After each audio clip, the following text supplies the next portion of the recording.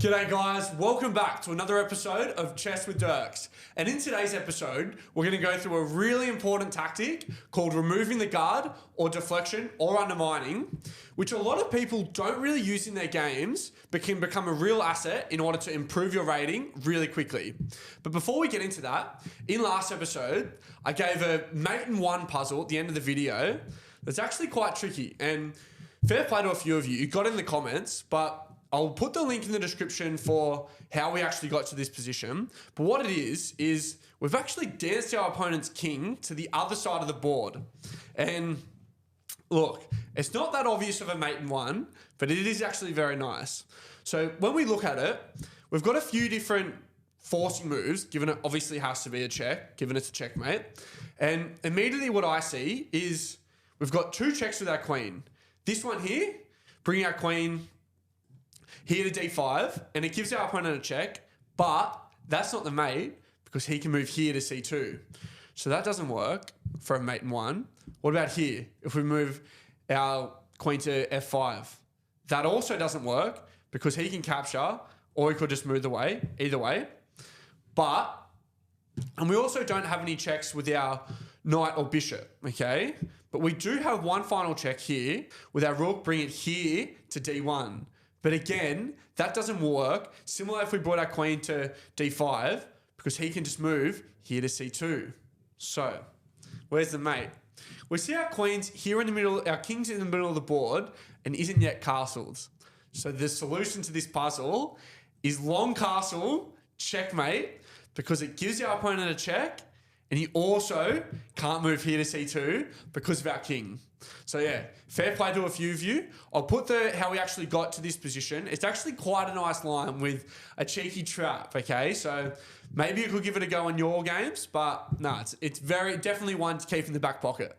But yeah, let's get on to the puzzles for removing the guard. So in this first position, what we see is our opponent's actually up a minor piece. He's got 3 minor pieces to only our 2. And although we haven't castled, our king is quite safe and his king is actually quite open.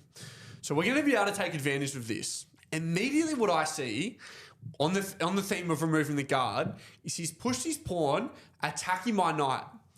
And what I see is my queen's actually lined up on his queen. So if we're able to give him some sort of discovered check, checking his king, it opens up this line for our queen to take his queen. So say he takes our knight, we take the queen, but he's got this defender on b2 to take back the queen. So that doesn't work. But this is where our tactic of removing the guard, so this guard on b2 defending the queen, if we're able to remove that guard, we're going to be able to use this idea to win our opponent's queen. So immediately what I'm seeing in this position is sacrificing my knight and hopping in, and if he takes the pawn, if he takes the knight with the pawn, we're able to jump in, he takes the knight, and then we're able to win the queen.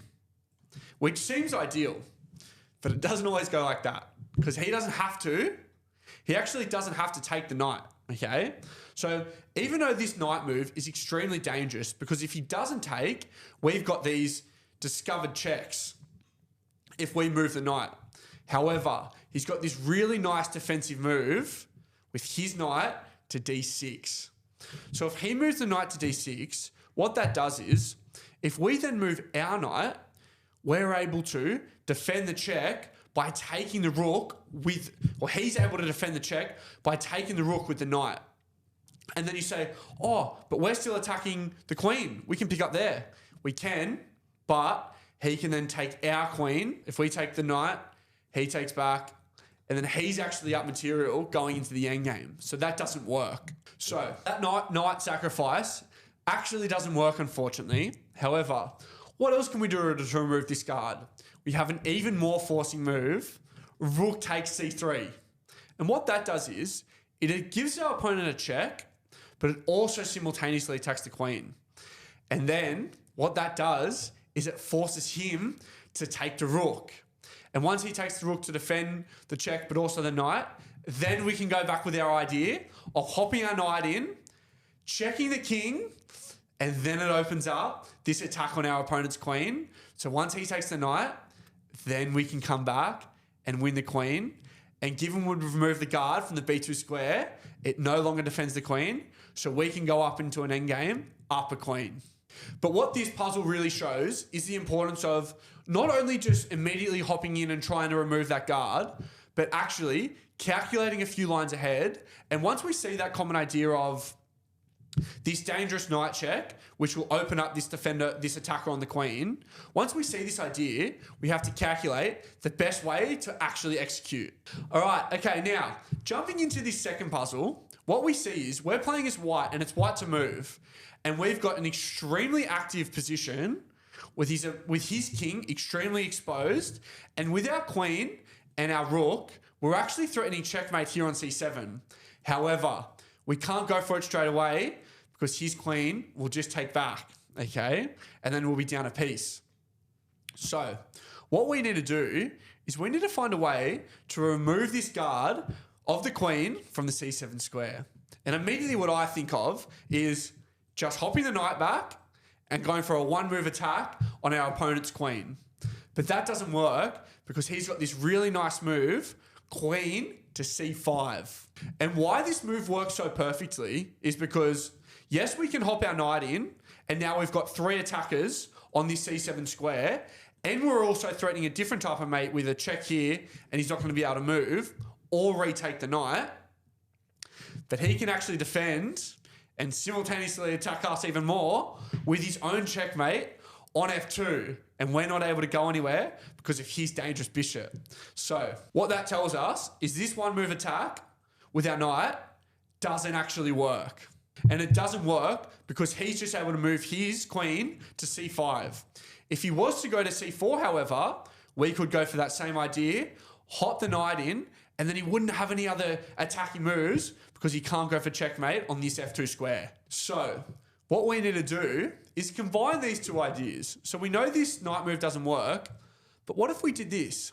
We hopped our knight in here to c4, blocks the attack, and yes, we're giving the knight up for free, but then it takes him away from this c5 square, threatening his own checkmates, and now he's on this c4 square. So what we can do now is go with that previous idea of hopping our knight in here to b5. Now we've got these 3 attackers on the c7 square, and we're also threatening this mate.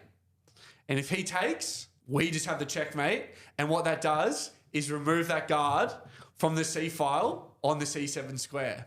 However, you say, he doesn't have to take the knight with the queen. What if he blocks here with the rook? What we can do is take his other rook, and then we'll also eventually be able to come up with a checkmate. So again, I think this puzzle is really important. That shows the idea that we can't just hop in for these one-move attacks and try and remove the guard like that. We have to sometimes sacrifice a few pieces of material to eventually find our checkmate by calculating what our opponent's counterplay might be. All right, and just to finish off, so we've gone through a couple puzzles on removing the guard, and to finish off as always, I want to give a puzzle that's actually a mate in 3 this time. So our opponent was actually in a winning position, and we're playing as white, and he's taken the pawn here, but we've got a mate in 3, and I want you to leave it in the comments and see how you go. And we'll go through it in next video. But yeah, thank you everyone for watching. I hope you enjoyed this video on removing the guard. And look, if you're able to incorporate it into your games, it's a really dangerous tactic that can sort of skyrocket your reload if you use it properly. But yeah, thanks for watching everyone. GG!